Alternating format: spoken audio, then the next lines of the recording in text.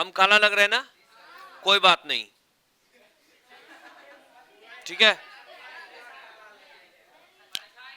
कोई बात नहीं, हम ही काला लग रहे हैं ना, कंटेंट काला नहीं लग रहा है ना, कोई बात नहीं, वैसे भी हम कलवा हैं तो कोई दिक्कत नहीं है। आइए बात करते हैं अब नेक्स्ट क्वेश्चन की ओर। हम आपको कल हम लगभग 50 क्वेश्चन नहीं, समथिंग हम आपको 70 क्वेश्चन हम कर चुके थे, है ना। यहां तक हमने आपका कल क्वेश्चन करवा दिया था। कृपया आप लोग शांति बना के रहेंगे और हम आपको अब पढ़ाने जा रहे हैं और समझाने भी जा रहे हैं। चलिए, है ना। अब नेक्स्ट क्वेश्चन क्या क्या कहता है तो जरा देखेंगे। ये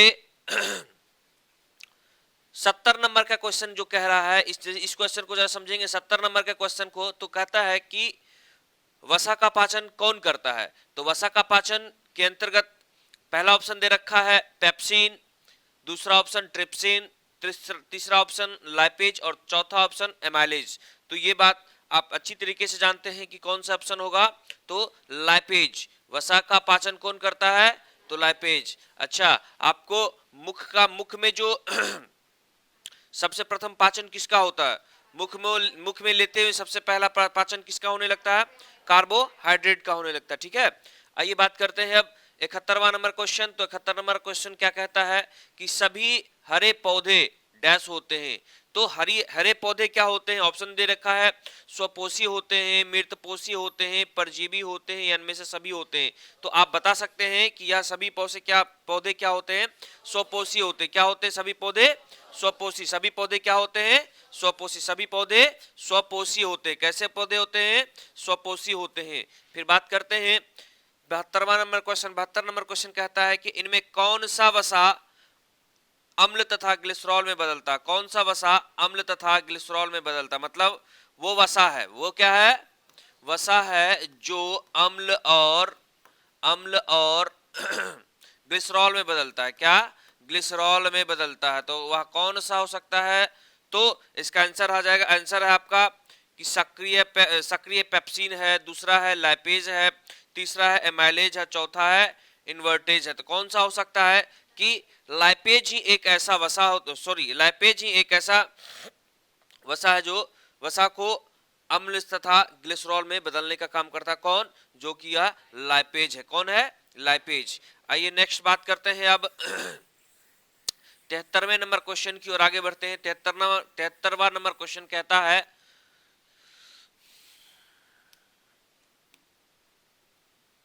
73वां नंबर क्वेश्चन क्या कह रहा है, जरा देखेंगे हम लोग। तो 73वां नंबर क्वेश्चन कह रहा है इनमें से किसकी उपस्थिति के कारण रक्त लाल दिखाई देता है। ऑप्शन है आपके पास थ्रोम्बिन, फाइब्रिन, हीमोग्लोबिन या सीरम। तो बता सकते हैं आप लोग किसके कारण। बिल्कुल आसान सा क्वेश्चन है, आप लोग कमेंट्स में भी जवाब दे सकते हैं। जो कि अब क्या होगा कि इसका आंसर क्या होने वाला है, तो इसका आंसर हीमोग्लोबिन। हीमोग्लोबिन विरंजक के कारण ही ऐसा क्या होता है, हीमोग्लोबिन के कारण ही ऐसा होता है जो रक्त कैसा दिखता है, लाल दिखाई पड़ता है। कैसा, लाल दिखाई पड़ता है, ठीक है। अब बात करते हैं कि मानव हृदय में पाए जाते हैं, क्या पाए जाते हैं। तो वैषम के बारे में बात कर रहा है। तो 3 वैषम पाए जाते हैं कि 2 वैषम पाए जाते हैं कि 4 वैषम पाए जाते हैं कि 5 वैषम पाए जाते हैं। कौन से, कितने वैषम पाए जाते हैं, तो 4 वैषम पाए जाते हैं। कितने वैषम, आंसर क्या हो जाएगा इसका, 4 वैषम। कितने वैषम, 4 वैषम, ठीक है। अब बात करते हैं 75वां नंबर क्वेश्चन की ओर। तो निम्नलिखित में से कौन मलेरिया परजीवी है। कौन, मलेरिया परजीवी है। तो मलेरिया परजीवी कौन सा है, ऑप्शन है आपके पास प्लाज्मोडियम है, लिस्मेनिया है, प्रोटोजोआ है, इनमें से कोई नहीं। तो ये सीधे सा सिंपल क्वेश्चन है, इसका जवाब आप लोग कमेंट बॉक्स में भी जाकर दे सकते हैं। इसका हालांकि आंसर क्या हो जाएगा, जल्दी से बताएं आप लोग, क्या आंसर हो जाएगा इसका। इसका आंसर हो जाएगा प्लाज्मोडियम। क्या आंसर हो जाएगा, प्लाज्मोडियम, ठीक है। अब नेक्स्ट क्वेश्चन की ओर बढ़ते हैं। नेक्स्ट क्वेश्चन कह रहा है कि कवक में पोषण की कौन सी विधि पाई जाती है। कवक में पोषण की कौन सी विधि पाई जाती है। आपके पास ऑप्शन है मृतजीवी है क्या, या संभोजी है क्या, स्वपोषी है क्या, या कोई नहीं। तो सीधी सी बात करते हैं कवक के बारे में। तो कवक में कैसा विधि पाई जाती है भोजन के लिए, पोषण के लिए, तो वह है आंसर मृतजीवी। कैसा है, मृतजीवी। अब देखिएगा 77वां नंबर क्वेश्चन कहता है कि सामान्य अनुशीतलन, सामान्य अनुशीतलन रक्तदाब कितना होता है? तो जनरली आप लोग जानते हैं कि कितना होता है अनुशीतलन, आप पढ़े होंगे कि 120/80 रक्तचाप होता है। तो अच्छा, इसको किस में नापते हैं? mmHg में मापते हैं। तो भैया mmHg के बारे में बात करता है तो कितना हो जाएगा? हालांकि ऑप्शन दे रखा है 80, कितना? इसको ऐसे ही पढ़ते हैं सिस्टोलिक बाय डायसिस्टोलिक के अंतर्गत पढ़ते हैं। क्या? Systolic by diastolic. तो कितना आंसर हो जाएगा? 80 mm। ठीक है, अब नेक्स्ट क्वेश्चन की ओर 78वें नंबर क्वेश्चन की ओर बढ़ेंगे आगे। तो 78वां नंबर क्वेश्चन क्या कहता है जरा देखेंगे हम लोग। इधर दिख रहा होगा सही से आप लोगों को, आइए देखते हैं। तो 78वां नंबर क्वेश्चन कह रहा है कि रुधिर का कौन सा अवयव रक्तस्राव को रोकने में मदद करता है? रुधिर का कौन सा अवयव रक्तस्राव को रोकने में मदद करता है? वह क्वेश्चन होगा जिसका आंसर है पहला ऑप्शन लसिका, दूसरा ऑप्शन प्लाज्मा, तीसरा प्लेटलेट्स और चौथा कोई नहीं। तो क्या हो सकता है कि अभी प्रचलन ज्यादा घटा चला हुआ है किसका? डेंगू का। डेंगू में क्या हो जाता है? प्लेटलेट्स की संख्या घट जाती है, अर्थात इसका आंसर क्या हो जाएगा? इसका आंसर हो जाएगा प्लेटलेट्स। क्या हो जाएगा? प्लेटलेट्स। चलिए बात करते हैं पित्त रस कहां से स्रावित होता है। क्या कह रहा है? पित्त रस कहां से स्रावित होता है? तो ऑप्शन है आपके पास अग्नाशय से होता है क्या? यकृत से होता है क्या? छोटी आंत से होता है क्या? इनमें से कोई नहीं। तो पित्त रस कहां से? किससे? यकृत से, है ना। शरीर की सबसे बड़ी ग्रंथि का क्या नाम है? यही, शरीर की सबसे बड़ी ग्रंथि का क्या नाम है? यकृत। यकृत को ही लीवर कहते हैं। ठीक है, इसी को ही खैर आगे बढ़ते हैं। अब आगे ग्लूकोज का विखंडन, क्या कहा? ग्लूकोज का विखंडन पायरूट वे में होता है। यह प्रक्रम संपन्न कहां होती है? तो ऑप्शन, या इसी को एक नए अंदाज में कह सकते हैं कि पायरूट वे के विखंडन से, क्या कह रहा है? पायरूट वे के विखंडन से यह कार्बन डाइऑक्साइड, जल तथा ऊर्जा देता है। और यह क्रिया किसके द्वारा होता है? तो क्रिया होने वाली जो ऑप्शन है आपके पास ये रखा है कि कोशिका द्रव्य के द्वारा होता है, माइक्रोकोन्ड्रिया के द्वारा होता है, हरित लवक के द्वारा होता है, या फिर केंद्रक के द्वारा होता है। क्या हो जाएगा आंसर? तो इसका आंसर हो जाएगा माइक्रोकोन्ड्रिया। क्या हो जाएगा आंसर? माइक्रोकोन्ड्रिया। क्या आंसर हो जाएगा? माइक्रोकोन्ड्रिया। ठीक है, अब आगे बढ़ते हैं। आगे 81वां नंबर क्वेश्चन कह रहा है कि कार्बोहाइड्रेट, क्या कहा? कार्बोहाइड्रेट, प्रोटीन तथा वसा के पूर्ण पाचन का स्थान निम्नलिखित में कौन सा होगा? निम्नलिखित में से कौन सा होगा? तो आंसर इसका क्या हो जाएगा? आप लोग ऑप्शन के अंतर्गत देखते हैं, अमाशय है आंसर, यकृत है आंसर, की छोटी आंत है आंसर, या बड़ी आंत है आंसर। क्या हो जाएगा? इसका आंसर हो जाएगा अमाशय। क्या हो जाएगा? अमाशय में जाकर ये तीनों का पूर्ण पाचन होता है। अमाशय में जाकर इन तीनों का पूर्ण पाचन होता है। आंसर क्या हो जाएगा? अमाशय। 82वां नंबर क्वेश्चन कह रहा है कि अल्कोहल में उबली पत्ती पर आयोडीन विलयन की कुछ बूंद डालने पर, अल्कोहल में उबलती पत्ती पर आयोडीन विलयन की कुछ बूंद डालने पर पत्ती का रंग कैसा हो जाता है? तो पत्ती का रंग आपके पास ऑप्शन दे रखा है, क्या गुलाबी हो सकता है, क्या नीला हो सकता है, क्या नीला काला हो सकता है, क्या काला हो सकता है। तो क्या आंसर आपके पास हो जाएगा? तो आंसर आपका हो जाएगा यह, इसका क्या हो जाएगा? तो यह गुलाबी होता है। कैसा होता है? रंग गुलाबी हो जाता है। ठीक है, अब नेक्स्ट क्वेश्चन की ओर बढ़ते हैं। 83वां नंबर क्वेश्चन कहता है कि पादप में जाइलम उत्तरदायी होता है। पादप में जाइलम किसके लिए उत्तरदायी होता है? ऑप्शन है आपके पास जल का वहन करने के लिए, भोजन का वहन करने के लिए, अमीनो अम्ल का वहन करने के लिए, और ऑक्सीजन का वहन करने के लिए। तो बता सकते हैं आप लोग क्या आंसर होगा? तो जल का वहन करने के लिए। आपको यहाँ से एक छोटा सा बात बता दें, एक छोटा सा ट्रिक के माध्यम से हम लोग जाइलम और फ्लोएम के बारे में, जो कि अस्थायी उत्तक के अंतर्गत हम लोग इसको पढ़ते हैं, क्या कहे? अस्थायी उत्तक के अंतर्गत हम लोग पढ़ते हैं जाइलम और फ्लोएम को। तो जाइलम और फ्लोएम के कार्य के बारे में जानते हैं कि जाइलम क्या काम करता है। जाइलम जड़ से, क्या कहा हमने? जाइलम जड़ से जड़ से पत्तियों तक पहुंचाने का काम करता है। वह क्या होता है? जाइलम। तो वही क्वेश्चन तो यहाँ था कि पादप में क्या कर रहा है कि जाइलम किसके लिए उत्तरदायी होता है? तो जाइलम जड़ से जल को, तो देखो यहाँ जल है ना, जल। तो यहाँ क्या कह सकते हैं कि जाइलम जड़ से जल को पत्तियों तक पहुंचाने का काम करता है। वहीं पर फ्लोएम, फॉसे फ्लोएम फॉसे फल, अर्थात क्या हो गया कि फॉसे फ्लोएम है, फॉसे फल, फल का मतलब क्या हो गया कि भोजन, फल का मतलब क्या हम लोग समझेंगे वहां पर भोजन, तो वो मतलब ऊपर से नीचे लाने का काम करता है, ठीक है। तो इस तरीके से हम जाइलम और फ्लोएम को समझ सकते हैं। आगे क्वेश्चन की ओर चलते हैं। आगे का क्वेश्चन 84 नंबर क्वेश्चन क्या कहता है, जरा हम इसको हम ऊपर कर ले रहे हैं फिर हम बात करेंगे।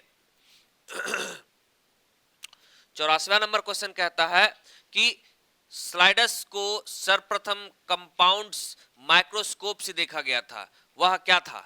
तो स्लाइडस का सर्वप्रथम कंपाउंड्स माइक्रोस्कोप के द्वारा देखा गया था, वह कितने पर देखा गया था, तो वह है 10x पर, कितना 10x पर देखा गया था, किसने 10x पर। फिर बात करते हैं निम्नलिखित में किसे कोशिका भित्ति का ऊर्जा मुद्रा कहा जाता है, किसे ऊर्जा मुद्रा कहा जाता है। तो आप लोग ऑलरेडी जानते हैं यह क्वेश्चन, इस क्वेश्चन का जवाब आप लोग कमेंट बॉक्स में भी जाकर दे सकते हैं, तो खैर इसके बताना जरूरी हम नहीं समझते हैं। बात करते हैं जल का अधोगामी वृद्धि क्या कहलाता है, सॉरी जर का अधोगामी वृद्धि, जर का अधोगामी वृद्धि क्या कहलाता है। तो ऑप्शन हो जाएगा आपके पास प्रकाशानुवर्तनी, गुरुत्वानुवर्तनी, जलोनुवर्तनी या रसायनानुवर्तनी। तो क्या आंसर हो जाएगा अधोगामी। अधोगामी कैसा होगा, तो ये कैसा होगा गुरुत्वानुवर्तनी। क्या हो जाएगा आंसर गुरुत्वावर्तनी। अब बात करते हैं नेक्स्ट क्वेश्चन की ओर।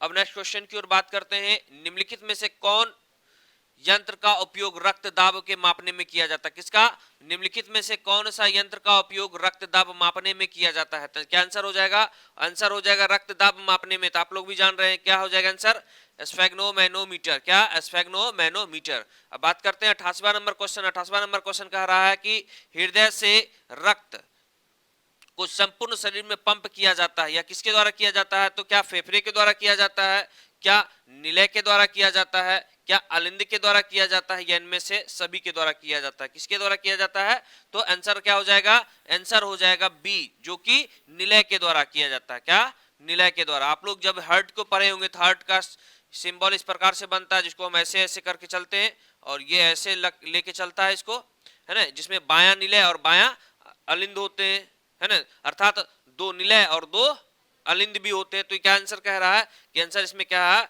कि निलय के द्वारा हृदय से रक्त का पंपिंग होता है हृदय में। अब नेक्स्ट क्वेश्चन कहते हैं रक्त का कौन सा अवयव घायल स्थान से रक्तस्राव को मार्ग को रक्त का थक्का बनाकर अवरुद्ध कर देता है।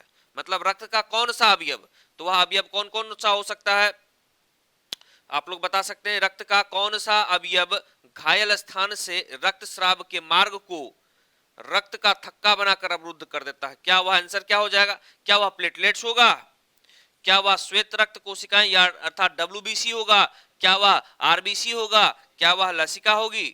तो जी हाँ, वह क्या हो जाएगी, लसिका। क्या हो जाएगा, वह लसिका हो जाएगा। अब चलिए 90 नंबर क्वेश्चन की ओर। 90 नंबर क्या क्वेश्चन कहता है, 90 नंबर क्वेश्चन कहता है मंड परीक्षण के लिए, क्या कहा, मंड परीक्षण के लिए हरी पत्ती पर आयोडीन डालने से पहले, हरी पत्ती पर आयोडीन डालने से पहले पत्ती को अल्कोहल में उबाला जाता है। तो भैया क्या होता है, तो मंड को घोलने के लिए, किसके लिए, मंड को घोलने के लिए, क्लोरोफिल को घोलने के लिए, पत्ती को मुलायम करने के लिए। जी हाँ बिल्कुल, ये तीनों कार्य करते हैं। तो इसका आंसर क्या हो जाएगा कि इनमें से सभी। इनका आंसर क्या हो जाएगा, इनमें से सभी। आइए बात करते हैं कूटपाद किसमें पाया जाता है। तो आप लोग के लिए बिल्कुल आसान सा क्वेश्चन है कि कूटपाद किसमें पाया जाता है। तो बता सकते हैं आप लोग इसका, इस क्वेश्चन का आंसर आप लोग कमेंट बॉक्स में डाल दीजिएगा। क्या हो जाएगा, कूटपाद किसमें पाया जाता है। यह क्वेश्चन आप लोग खुद बता दीजिएगा, हम नहीं बताने वाले हैं।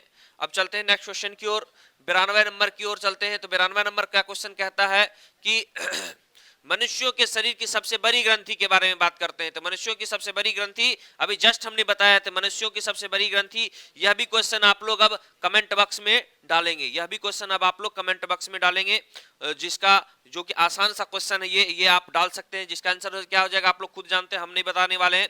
फिर नेक्स्ट क्वेश्चन कहता है 93 नंबर, इनमें कौन सा प्रकाश संश्लेषी अंगक है, कौन सा प्रकाश संश्लेषी अंगक है। यह भी आसान है लेकिन हम बता देते हैं आपको। प्रकाश संश्लेषी अंगक के रूप में क्या वह पत्ती हो सकता है, क्या वह स्टोमा हो सकता है, क्या वह ग्राना हो सकता है, नहीं, वह क्या हो सकता है, तो हरित लवक। क्या हो सकता है, आंसर क्या हो जाएगा इसका, हरित लवक। फिर बात करते हैं 94 नंबर क्वेश्चन। 94 नंबर क्वेश्चन कहता है कि रक्त का थक्का बनाने में सहायक होता है।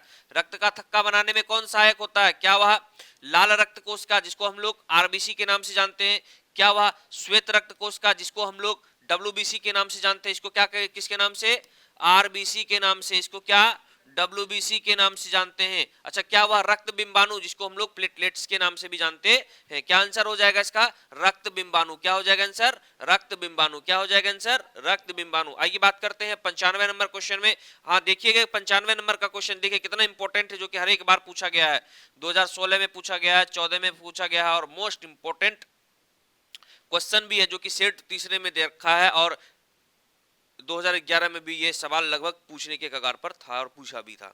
बात करते हैं कि शरीर में भोजन का पाचन किस प्रकार की अभिक्रिया है। बिल्कुल वेरी वेरी इंपॉर्टेंट है ये भी क्वेश्चन।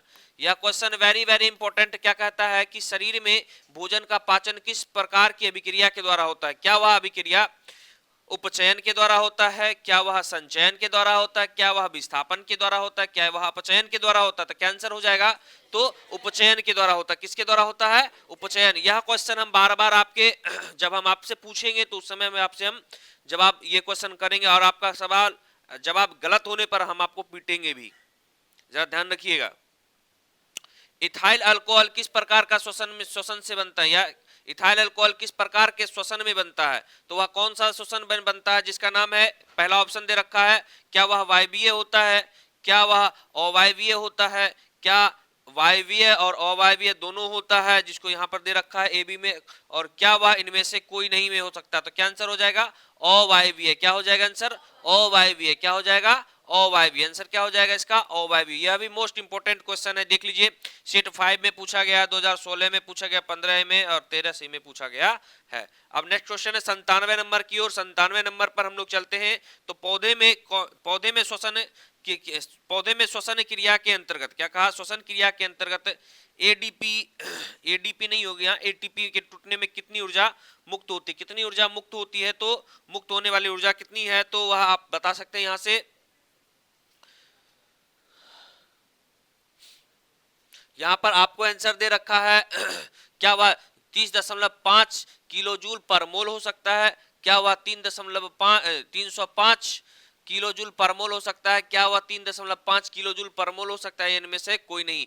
तो यह यहां पर दे रखा है, इनमें से एक भी ऐसा चीज है जो इसके अंतर्गत नहीं आती है, ये सभी चीज नहीं आती है। तो यहां पर से इस सेट के अनुसार इसका आंसर हम दे सकते हैं डी। और आप लोगों से भी पूछते हैं इसका जवाब कितना होगा, इसका आंसर आप लोग अपने कमेंट बॉक्स में भी डाल के जरा हमको बताइएगा। इसका 97 नंबर का क्वेश्चन का बात करते हैं 98 नंबर में। मनुष्यों के सांस लेने और छोड़ने की क्रिया को क्या कहते हैं। सिंपल सा क्वेश्चन है कि मनुष्यों के सांस लेने और छोड़ने की क्रिया को क्या कहते हैं, तो भैया श्वसन कहते हैं। क्या कहते हैं, ये तो सिंपल क्वेश्चन था ना।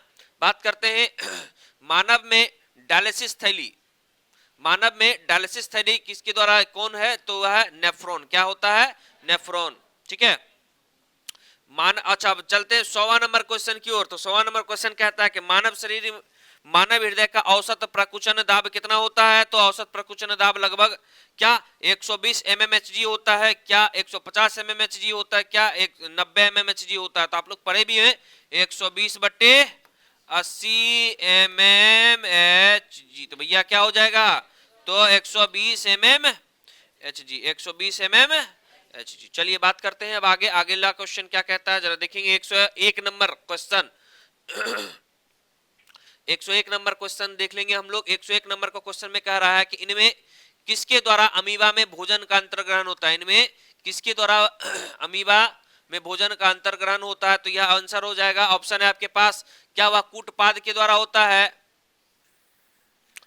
भोजन का यहां पर देख लो, ये बात कह रहा है भोजन का अंतर्ग्रहण, क्या कह रहा है, भोजन का अंतर्ग्रहण, ये कूटपाद है, यहां पर कूटपाद है। क्या वह परिवहन के द्वारा करता है, क्या वह भोजन रसधानी के द्वारा करता है, क्या वह भोजन का अंतर्ग्रहण केंद्रक के द्वारा करता है। तो क्या आंसर हो जाएगा इसका, केंद्रक। क्या हो जाएगा आंसर इसका, केंद्रक के द्वारा करता। क्या आंसर हो जाएगा इसका, केंद्रक के द्वारा। किसके द्वारा, केंद्रक के द्वारा भोजन का अंतर्ग्रहण होता है। अब बात करते हैं दही के जमने में निम्नलिखित कौन सी क्रिया होती है। दही में दही जब जमाया जाता है, दूध से जब दही जमाया जाता है, तो निम्नलिखित में से कौन सी क्रिया होती है। बात करते हैं ऑप्शन हो जाएगा, क्या अपघटन होता है, क्या वह प्रकाश संश्लेषण होता है, क्या वह किण्वन होता है, क्या वह उत्सर्जन होता है। यह तो सिंपल क्वेश्चन है, क्या हो जाएगा, किण्वन की हो जाएगा। क्या हो जाएगा, किण्वन। जरा आप लोगों से रिक्वेस्ट है कि थोड़ा सा आवाज को शांत रखें, तो थोड़ा सा पढ़ने में मजा आएगा। और यही विषय होता है, यही चीज होता है कि जब हम आपसे पूछते हैं, आप लोग का दिमाग इधर तो होता नहीं है, कभी आप लोग इधर उधर देख रहे होंगे। जब ऐसा होता होगा, जब हम आपसे पूछते हैं कोई चीज, तो आप लोग जवाब नहीं दे पाते हैं। तो ऐसा ना करें और आप लोग सीधे बोर्ड पर देखें और अपने मन से देखें कि ये आपका क्वेश्चन अब कवर अप होते जा रहा है। सिर्फ एक बार देख लो, दूसरी बार जब आप खुद पढ़ोगे तो आपको ऑलमोस्ट 80% आपको याद रह जाएगा। इसलिए हम कह रहे हैं कि जरा गौर से इसे देख लें आप लोग, ठीक है। अब बात कर रहे हैं तो इसका आंसर क्या हो जाएगा, तो इसका आंसर हो जाएगा किण्वन। अच्छा, क्लोरोफिल वर्णक का रंग कैसा होता है। क्लोरोफिल वर्णक का रंग कैसा होता है, हरा। क्लोरोफिल वर्णक का रंग कैसा होता है, हरा होता है, ठीक है। बात करते हैं खुला परिसंचरण तंत्र किसमें पाया जाता है। तो खुला परिसंचरण तंत्र किसमें पाया जाता है, तो ये भी वीवीआई मोस्ट वीवीआई क्वेश्चन है, ये भी क्वेश्चन पूछा जाता है। तो खुला परिसंचरण तंत्र किसमें पाया जाता है, तो कॉकरोच में। किसमें, कॉकरोच में पाया जाता है। अच्छा, जठर ग्रंथि कहां पाई जाती है, तो जठर ग्रंथि कहां पाई जाती है, तो जठर ग्रंथि अमाशय में पाई जाती है। क्या, अच्छा, आपको कंफ्यूज करने का काम करेगा क्या, एक अग्नाशय दे देगा और अमाशय दे देगा, दोनों एक ही तरह दिखने में लगता है, लेकिन आपको करना है क्या, अमाशय। क्या करना है, अमाशय। हो सकता है आपको कंफ्यूज करने के लिए अग्नाशय भी दे दे वहां पर, तो आपको क्या करना होगा, अमाशय देना होगा। बात करते हैं कि पौधे में वायवीय भागों से जल के निष्कासन की क्रिया क्या कहलाती है। क्या कहा, पौधे के वायवीय भागों से, पौधों के वायवीय भागों से जल के निष्कर्षण की क्रिया क्या कहलाती है, तो भैया वाष्पोत्सर्जन कहलाते। सीधी सी बात है, क्या कहला जाएगी, वाष्पोत्सर्जन। ना इसमें निषेचन होगा, ना इसमें परागन होगा और ना इसमें विसरण होगा। क्या आंसर हो जाएगा, वाष्पोत्सर्जन की क्रिया हो जाएगी। क्या हो जाएगी, वाष्पोत्सर्जन की क्रिया। आगे चलते हैं 107वें नंबर क्वेश्चन की ओर। 107वें नंबर में कहता है एस्टोमेटा पौधे के किस अंग में पाया जाता है। एस्टोमेटा पौधे के किस अंग में, तो पौधे पत्तियों में पाया जाता है। किसमें पाया जाता है, पत्तियों में। एस्टोमेटा कहां पाया जाता है, तो भैया पत्तियों में पाया जाता है, ठीक है। अब बात करते हैं रक्त में आयरन की कमी से होने वाला एक रोग। क्या कहा, रक्त में आयरन की कमी से होने वाला रोग कौन सा है, तो रक्त में आयरन की कमी से होने वाला रोग का क्या नाम है, एनीमिया। क्या नाम है, एनीमिया। रक्त ठीक है, इसको समझने में कहीं कोई प्रॉब्लम। अब आगे चलते हैं, आगे 109वां नंबर क्वेश्चन होगा, जरा देखेंगे हम लोग 109वां नंबर क्वेश्चन को। तो 109वां नंबर क्वेश्चन कह रहा है प्रकाश संश्लेषण की क्रिया में ऑक्सीजन बाहर निकलता है। तो प्रकाश संश्लेषण की क्रिया में ऑक्सीजन बाहर निकलता किसके द्वारा, तो जल से। किसके, जल से निकलता है। फिर बात करते हैं 110 नंबर क्वेश्चन की। मनुष्यों में विक एक तंत्र का भाग है। मनुष्यों में विक एक तंत्र का भाग है जो संबंधित किससे है, वह संबंधित है उत्सर्जन से। किससे संबंधित है, वह उत्सर्जन से संबंधित है। किससे, उत्सर्जन से संबंधित है। बात करते हैं प्रकाश संश्लेषण द्वारा किसकी प्राप्ति होती है। भैया प्रकाश संश्लेषण के द्वारा किसकी प्राप्ति होती है, तो प्रकाश संश्लेषण तो पेड़ पौधे करते हैं, और पेड़ पौधे को क्या चाहिए, भोजन चाहिए, और वह भोजन किस रूप में लेता है, तो ग्लूकोज के रूप में। किस रूप में, ग्लूकोज। तो पादप में फ्लोएम संबंध है, तो पादप में फ्लोएम, तो हमने उस समय बोला था फॉसे फ्लोएम फॉसे, फल। फल का मतलब क्या हो जाएगा, भोजन। फल का मतलब क्या हो जाएगा, भोजन। क्या आंसर आ जाएगा, भोजन। अच्छा, पौधे में वाष्पोत्सर्जन की क्रिया, पौधों में वाष्पोत्सर्जन किस भाग में होता है, तो बता सकते हैं वह पत्तियों में होता है। किसमें, पत्तियों में होता है। यहाँ पत्ता लिखा हुआ है, क्या हो जाएगा, पत्तियों। प्रकृति में ऑक्सीजन का संतुलन कैसे बना रहता है। प्रकृति में ऑक्सीजन का संतुलन किसके द्वारा बना रहता है, तो प्रकाश संश्लेषण के द्वारा। किसके द्वारा, प्रकाश संश्लेषण के द्वारा पत्तियों में मतलब क्या कह रहा है कि प्रकृति में ऑक्सीजन का ये इस पर संतुलन बना रहता है। आइए बात करते हैं कि कोशिका झिल्ली। क्या कहा, कोशिका झिल्ली किस प्रकार की झिल्ली होती है, तो कोशिका झिल्ली अर्धपरागम्य होती है। कोशिका झिल्ली कैसी होती है, अर्धपरागम्य होती है। कैसी झिल्ली होती है, अर्धपरागम्य। ये सभी इंपॉर्टेंट क्वेश्चन है, जरा देख लीजिएगा। फिर कहता है कि श्वसन क्रिया के दौरान, क्या कहा, श्वसन क्रिया के दौरान कितनी प्रतिशत ऊर्जा ताप के रूप में निष्कासित होती है, तो आपको बता दें कि 20% होती है। कितनी प्रतिशत, श्वसन क्रिया के दौरान कितनी प्रतिशत ऊर्जा कितनी प्रतिशत ऊर्जा ताप के रूप में निष्कासित होती है, तो कितना हो जाएगा 20% के रूप में। आइए बात करते हैं अब 117वां नंबर क्वेश्चन। तो 117वां नंबर क्वेश्चन क्या कहता है, 117वां नंबर क्वेश्चन कहा कि वाष्पोत्सर्जन कैसी प्रक्रिया है। तो भैया बता सकते हैं वाष्पोत्सर्जन कैसी प्रक्रिया है, तो भौतिक परिवर्तन है। क्या है, कैसी प्रक्रिया है, भौतिक प्रक्रिया। कैसी प्रक्रिया है, भौतिक प्रक्रिया है। अच्छा, रक्षी कोशिकाएं पाई जाती है, रक्षी कोशिका पाई जाती है किसमें, तो रक्षी कोशिकाएं हर हमेशा पत्तों में पाई जाती है। किसमें, पत्तों में पाई जाती है। बात करते हैं मानव रक्त में उपस्थित यूरिया का सामान्य मात्रा कितना होता है। यूरिया का सामान्य मात्रा 20 mg होता है। कितना, 20 mg। कितना होता है, 20 mg।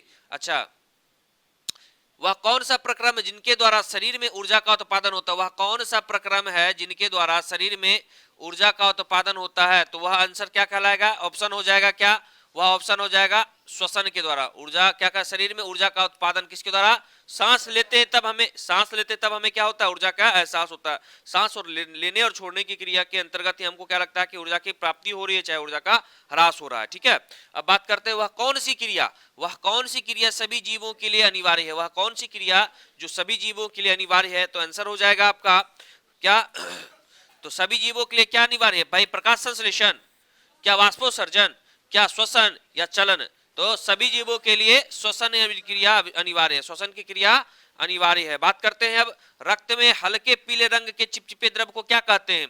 तो हल्के पीले रंग के चिपचिपे द्रव को कहते हैं प्लाज्मा। क्या कहते हैं, प्लाज्मा। मनुष्यों के दांत में सबसे ऊपरी परत को क्या कहते हैं, मनुष्यों के दांत के सबसे ऊपरी परत को इनामेल कहते हैं। सब तो क्वेश्चन आप लोगों के लिए तो हीमोग्लोबिन बन चुका होगा। क्या, हीमोग्लोबिन। अच्छा बताओ हीमोग्लोबिन का मतलब क्या हुआ, रक्त का कलर किसके द्वारा डिसाइड किया जाता है, हीमोग्लोबिन के द्वारा।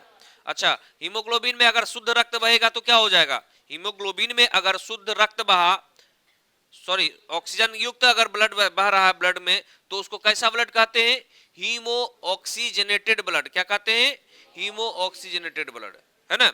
आइए बात करते हैं मनुष्यों के मुख गुहा में कितने जोड़े लार ग्रंथियां पाई जाती है। भैया लार ग्रंथियां के बारे में कहा, वह कितने जोड़े में होती है, 3 जोड़े में। कितना जोड़े में, 3 जोड़े में। रक्त प्लाज्मा में मौजूद प्रोटीन का प्रतिशत कितना होता है, तो 7%। रक्त प्लाज्मा में मौजूद प्रोटीन कितना होता है, 7%। अब आगे बढ़ते हैं, आगे नंबर क्वेश्चन है 126वां क्वेश्चन।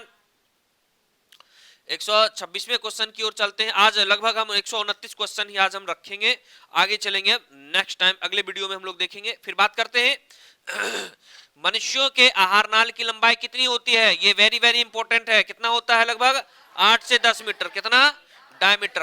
अच्छा, इसी में पूछ देगा मोटाई कितनी होती है ना, मोटाई भी पूछ सकता है, जरा ध्यान रखिएगा आप लोग। कमेंट बॉक्स में मोटाई कितनी होती है जरा आप लोग देख के बताइएगा। बात करते हैं ग्लूकोज कितने कार्बन से बना होता, कितने कार्बन के अणु से बना होता है। तो भैया कितने, ग्लूकोज का कितना होता है, 6 होता है। कितना होता है, 6 होता है। निम्नलिखित में किसमें विशेष उत्सर्जी अंग नहीं होते, विशेष उत्सर्जी अंग किसमें नहीं होते हैं, अमीबा में। अमीबा में उत्सर्जी अंग नहीं होते हैं, अमीबा में उत्सर्जी अंग नहीं होते हैं। अच्छा, मनुष्यों में कौन उत्सर्जी अंग नहीं है, मनुष्यों में कौन उत्सर्जी अंग नहीं है, तो क्या आंसर हो जाएगा, अग्नाशय। क्या आंसर हो जाएगा, अग्नाशय। चलिए आज के लिए हम यहीं पर क्लास समाप्त करते हैं, और आगे के, इससे आगे के क्वेश्चन के लिए हम लोग अब अगले नेक्स्ट वीडियो में हम लोग देखेंगे। धन्यवाद।